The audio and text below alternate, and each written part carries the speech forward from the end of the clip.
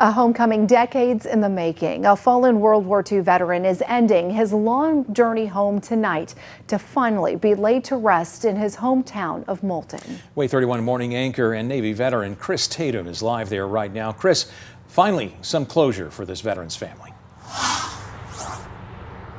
Some closure for this family and some closure for people in this town, Moulton, who have known all these years about the service and sacrifice for his country Private First Class Noah Reeves made. I want to show you something right now, proof of that devotion.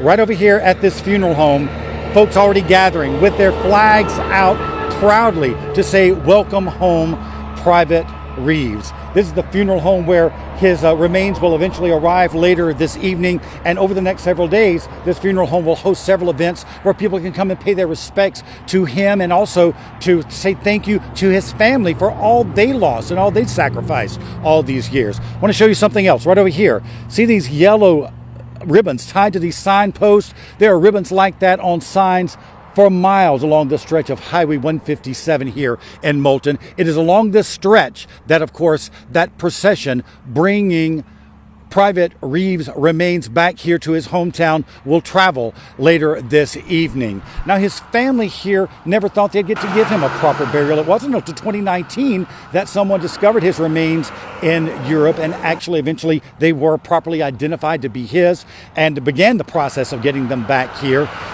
Folks here in Moulton, yes, they feel a great deal of pride for what he has done, all that he gave for our country. But it's not just Moulton. That sentiment is Alabama-wide tonight and beyond. I've reached out to all the fire departments from Birmingham to the Coleman exit on Highway 65, and almost without exception, they have been enthusiastic and want to honor the Noah in his memory. I expect there's one group I think is going to have a balloon release. We do, I think, going to have a white dove release at the funeral.